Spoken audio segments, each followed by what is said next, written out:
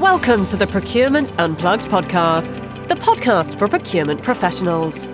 Great to have you with us today. Hello everyone, I'm very happy to welcome you to a new episode of Procurement Unplugged. Today I'm very proud to have our first guest from the US, Sarah Scudder, who's a true expert in the procurement of marketing services. So hello and a warm welcome from our side, Sarah. Thank you. Honored to be the first U.S. guest representing. I'm joining from the San Francisco Bay Area. So beautiful, warm, sunny weather today. Thank you. Sarah, I mean, it's always a funny story or great story how people ended up in procurement. So what was kind of your story? So my story was very random and unplanned, I think as most who wind up in procurement. So I was planning to actually go into the fashion industry. I did runway modeling in high school and fell in love with the fashion industry and had thought that someday I actually wanted to own my own runway production company. So my plan was after college, I wanted to go work for a company that produced fashion shows either here in the US or globally, get some experience, make my connections, and then eventually I was planning to open my own company. My senior year in college, I had just finished serving as president of my sorority, which is Alpha Gamma Delta. And I figured I've got one semester left, kind of my last hurrah. I decided to co-chair our big fundraising event, which was called Lip Jam. And the purpose was to raise money for our philanthropy, which was diabetes. The goal was that all of the fraternity chapters would do a fundraiser. We raise money, we donate it to national, and then we would make a significant contribution to diabetes research. So myself and one of my other sorority sisters decided we were going to take it on and coordinate the event. Well, I had a full class load. I was a double major, had a minor, and I had never ever had experience procuring marketing related services and goods.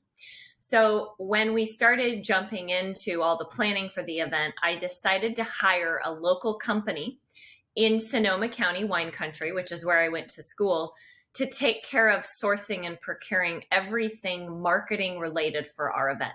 So that included all of our media, all of our printed materials, all of our promo and swag, all of our apparel. And after the event, which was a huge success, we had raised more than any other event before, which was so awesome. The company that I had hired to do all of this offered me a job. Now I was still in college. This was, completely opposite of the fashion industry, but I decided to spend a little more time with the team.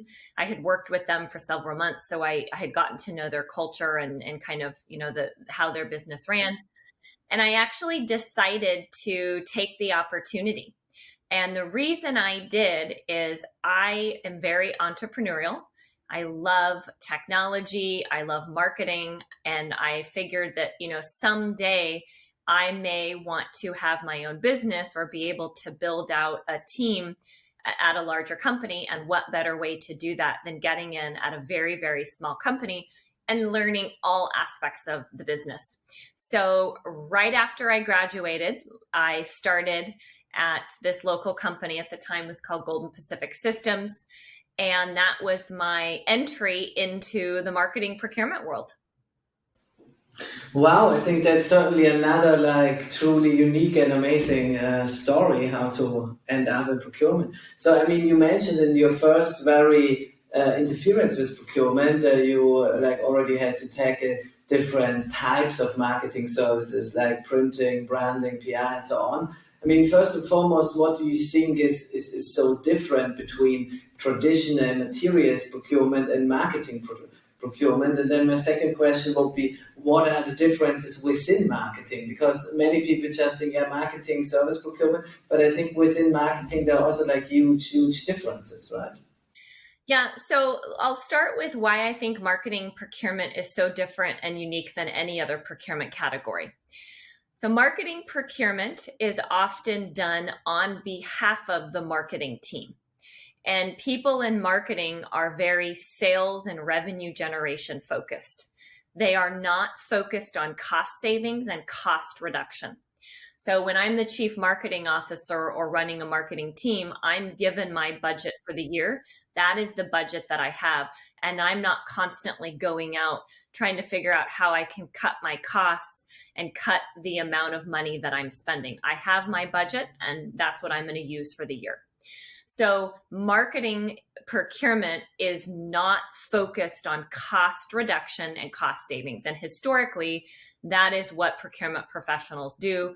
They will come in and really focus on how to drive costs out of the spend category or out of a program. Marketing procurement is really focused on innovation and value add. How can what it is that we're procuring help build the brand of the company? How can it better the customer experience? And how can it increase sales? So it's not about cost, it's about revenue generation and growing the bottom line. I think that's a super interesting topic, what you're saying, because I think like usually the procurement guys are only like the bad guys coming in for the cost savings and so on. But actually, the role within marketing, what you just described, is completely different, because all of a sudden procurement becomes a value driver. Because I think like in the collaboration with procurement, you need to understand that you need to look beyond your budget and understand the value you can encapsulate from a proper procurement process. So I think that's like I think like a fundamental point, that in that regard procurement is a value driver. Yeah, so marketing procurement is all about going out, studying the market, finding new creative, innovative solutions, new ways of doing things, and bringing that back to the marketing team so they can assess and determine if that's something that's going to benefit the organization. And I think it's so important, if you are in marketing procurement, to remove cost savings or cost reductions completely out of your vocabulary. It shouldn't be something that comes up in meetings or comes up in presentations. Now, it can be the byproduct of coming and finding an innovative solution that adds value and provides automation, but you do not want that to be the leading factor or force when you're meeting with stakeholders and trying to get alignment and do your internal sales process. So just completely different mindset. I will say that the marketing spend is often in the top 3 biggest spend categories at a company. So it is a significant spend. And one of the things that I'm seeing a big shift in the market in the last couple of years is companies creating marketing procurement positions for the very first time. So often, historically, somebody in procurement would be assigned marketing. Marketing wants nothing to do with procurement. Procurement ignores the marketing spend completely and just is going out and focusing on their other categories. But now companies are seeing how much money they're spending on marketing, and they're actually creating marketing procurement roles where the person actually sits on the marketing and the procurement team. So it's a hybrid position, which is really focused on collaboration. And I see companies that do that well are having pretty incredible results with putting in contracts and innovating and working with suppliers, and as a byproduct, saving time and money. Yeah, I mean, like you mentioned a lot of interesting things, like the position of the category buyer for marketing services, but also how has it been changing over the years. So I mean, you've been for quite a while in the marketing procurement world. What do you think are the 3 main changes over the last 10 years? Yeah, and before I address that question, you had also asked me what are the different major buckets within marketing procurement. Exactly. So I want to make sure that I touch on that for the listener. So there's a few major buckets that fall within marketing procurement. And the first, and what's historically been the largest, is the media spend. So that's what a company is spending on commercials, on advertising. Then the second is going to be what I call digital marketing. So things like SEO, things like paid ads. Then you've got your agency and creative spend. So when you're going out and working with firms to help with the creative process. And then you have something which is really, really fast growing and is often now becoming number one or two, and that is called MarTech. MarTech means marketing technology. And there has been a huge, huge surge of new companies creating marketing procurement technology. So the landscape has grown substantially in the last few years about how many different MarTech platforms are available in the market. But that's actually the procurement of marketing technology. So a lot of times now people in a marketing procurement role are kind of like IT sourcing professionals. They're spending a significant amount of their time actually buying technology that the marketing team is going to use. So really, really important focus, really important part of that category. And then you've got the other two, which is where I have spent a lot of my career, and that is in the print and packaging space.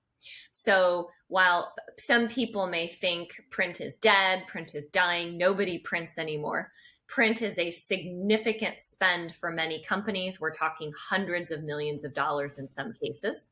And then you've got another bucket, which is fast growing if you are a company that's selling products to the end consumer, and that is packaging. And with the rise of COVID and the shift in how people are living and consuming, people are spending so much more money now online instead of going into brick and mortar. And as we consume more online, that means companies have to buy more packaging. And often marketing is heavily involved in packaging because it's a really important part of the branding process. How your packaging looks and feels can make or break whether your product is successful. So those are some of the major buckets that fall within marketing procurement that I think are just important to note. Yeah, I think that was a super interesting kind of classification of the different buckets. But I mean, like, given that you have experience in that topic, I mean, do you really think, like, in the first categories you mentioned, like the media spend and the kind of advertising money on like digital marketing, procurement can drive value here? Or would you say procurement could completely disregard those topics and only focus on, let's say, the creative agency spend, the MarTech, and the printing and packaging? Yeah, so I think marketing procurement can have add significant value in the media and advertising bucket, because a part of that is going to be going out and helping source and procure talent. So finding the right partners to help create the media and execute it. And then also working with marketing to make sure that they have the right KPIs, which are key performance indicators, in place, to make sure that the right talent and the right timelines are in place, and that those media partners are rewarded when top talent is assigned to the account and when timelines are met. When timelines are not met, there also needs to be some repercussions and processes put in place. So I think from an execution standpoint, procurement can really help and add value. And then negotiating contracts with agencies, again, procurement may not be making the final decision, but once the agency or the firm has been selected, they can add a lot of value in making sure that a good, healthy contract is in place to make sure that there are backup contingency plans as well. If something happens and goes haywire, you don't want your marketing team stuck with no secondary and third solution. Okay. No, I mean, that makes completely sense. And do you think in those categories are already solutions in place, or people still need to operate very manual because the likes of the big SAPs or other systems, they're not really catering to marketeers, neither to marketing procurement professionals? Yeah, so I think the more old school Ariba, Oracle type solutions do not work well for marketing procurement. And I think you'll find at most organizations, they're doing something else and they're not using those solutions. Now, they may be issuing a purchase order, but they're not using those solutions for the exploratory and sourcing process. So you'll find that there are more and more niche category solutions being developed and implemented, and there's a lot of those being built for marketing procurement. I mentioned MarTech as one of the fastest growing categories within marketing. And that's because there's so many niche category solutions. So I think procurement professionals, one of the things that they can add value is go out, look at those technology driven solutions, figure out what's going to make most sense for your marketing team, and then look at putting something in place that will automate a lot of the manual work that may be being done via phone, via email, or via spreadsheet. So I do think there is some automation that can be leveraged and value that can be added by putting in very niche technology for the marketing team. Again, this is not going to be a company-wide ERP type solution. It's going to be something very specific and niche that the marketing team is going to use. So you don't believe in a kind of big kind of procurement solution which also caters to marketing. You rather believe in a best of breed approach here. Yeah, so I'm a very big believer in niche category solutions are really what's going to drive value and meet the needs of the businesses. One solution can't solve every category spend need and serve every single stakeholder. So I think there's a lot of value in going out and finding niche solutions that make sense for that team or that department. And then the key is having some central way to integrate them all, to centralize purchase orders, to centralize invoicing, and to centralize the data piece. I mean, data is so important. You need to have clean, good data so marketing can assess and look at how they're spending their money and pivot and make tweaks as quickly as possible. I mean, talking about niche solutions, you mentioned earlier that your expertise comes in with regards to the printing and packaging. Maybe you can tell our listeners a bit more about the key challenges with regards to the procurement of printing and packaging. Yeah, so about 3 years ago, I joined a startup called Real Sourcing Network. We go by RSN. I run our growth strategy and marketing. And we're a technology provider that has a very niche sourcing solution for print and packaging. So some of the big challenges that I've seen in this particular space is one, old school thinking and old school mindset.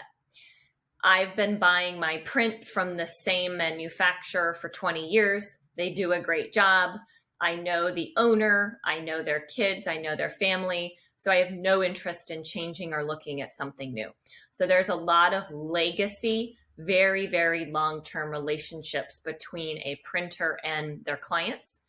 And that's a challenge because in the last 20 years, there's been significant advancements and changes in the industry.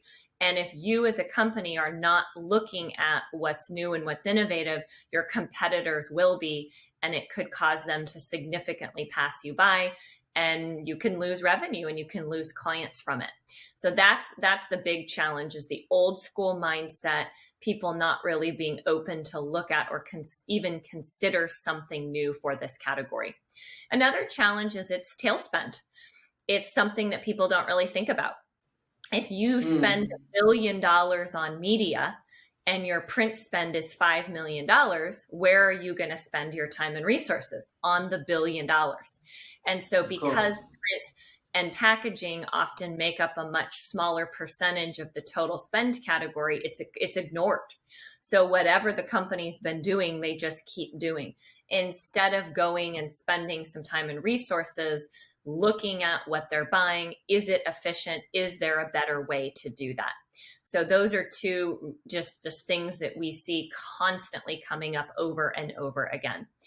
On the plus side, I think sustainability is something that's really become a focus point this year. I think because of COVID, so many people are home and they're seeing how much waste that they're generating. And you're seeing a lot of consumers, me included. I'll take pictures. If somebody sends me really wasteful packaging, I'll post it online. I'll tag the company. Was it necessary for you to ship this pen in a refrigerator size box? And so because that consumers are really kind of posting and demanding and talking about it, some companies are saying, yeah, we probably need to look at a different solution. So one of the things that my team and I are really focused on is sustainable packaging.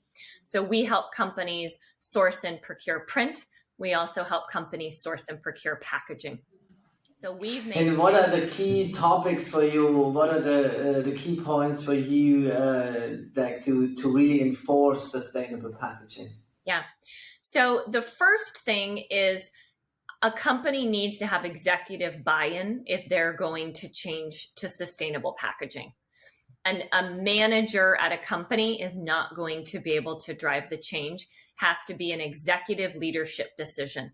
The company is going to invest in sustainable packaging, and they're going to assign the appropriate resources to do that. It's really, really important. And often this is driven by marketing. So the chief marketing officer says, we want sustainable packaging. We're going to incorporate it in all of our messaging. We're going to put it on our website. We're going to print it on everything because we feel we're going to get new consumers because of it. And we're going to be able to satisfy our existing consumers. So really, really important part to get that buy-in and have it be driven by marketing so they understand the value of doing it, or it won't go very far. So once a company comes to the realization that they want to consider a change and looking at sustainable packaging, it's really important to look at the weight of your packaging and making sure that your packaging, your products still get to the consumer without being damaged. So the most unsustainable thing you can do is have your product be damaged in transport, because then you have to reship a new product and buy and use more packaging material. So you want to make sure that your product is getting to the consumer without being damaged. Really, really important. You also want to make sure you're minimizing returns, again, because that's requiring extra packaging and impacting more of the carbon imprint. So after those two things are under control, minimizing returns, getting your product to the consumer without being damaged, you want to look at how you can minimize the weight of your packaging. Lighter packaging is more sustainable, and lighter packaging is cheaper because you're lowering your transit cost. So if I look at my hydro flask here, which I use obsessively every day, and if there's a way that I could reduce the weight of the packaging that this gets sent out in by 50%, imagine what that's going to do from a freight and transit perspective. It's going to significantly reduce costs that are associated with transporting that product. So those are some key important things that brands need to look at. The other thing from a messaging perspective is you want to very clearly print on your packaging how a consumer is supposed to dispose of it. So one of the challenges is you get packaging, you remove your product, then how do you know what to do with it?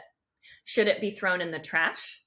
Does it go in the recycling? Is it something that's biodegradable and should go in your compostable?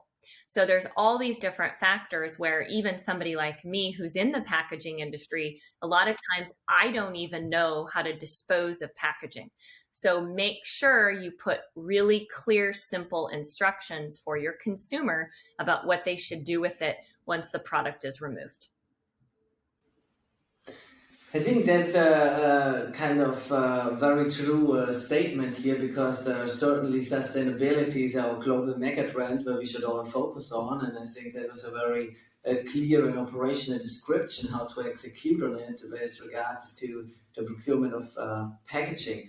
And here I already come also to my last question.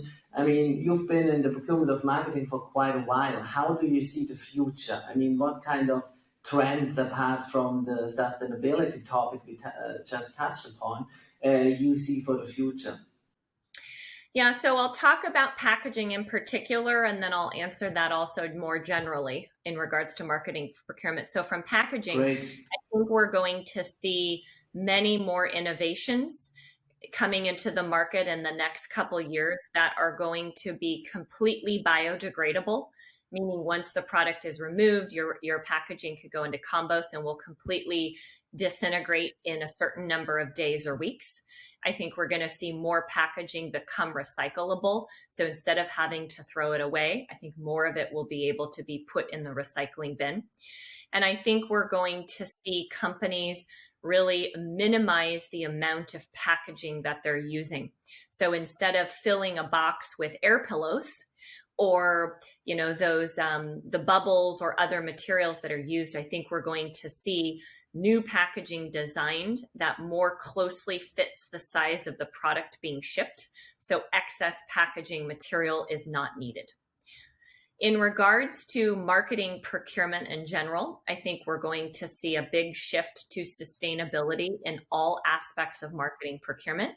So that means more sustainability in regards to media and agency work, more sustainability as it relates to print, logistics, transportation, more sustainability and in working with agencies and media partners.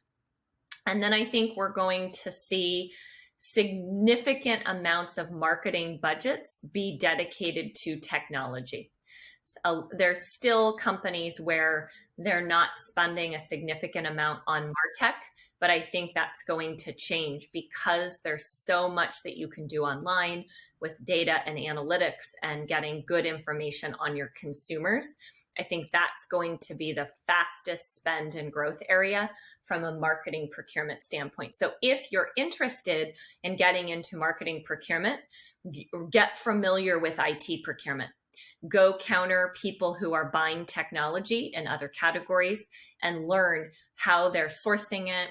What are some of the important legal ramifications? What are some terms and conditions they need to know about that go in the contracts? Because that's going to be a huge part of people that are involved in marketing procurement moving forward. Thanks a lot. That was a very interesting closing statement, and that means for all kind of marketing people to really focus on sustainability and technology. And the bottom line, kind of what I could hear from your speech, is really driving innovation in all kind of regards, no matter whether it's packaging, but also with regards to other verticals. Thanks a lot. It was a truly interesting talk. Thanks for the time. It was a pleasure having you here. Thanks for having me. This was the Procurement Unplugged podcast. Thanks for tuning in today. For more podcasts and expert content, visit us at procurementunplugged.com.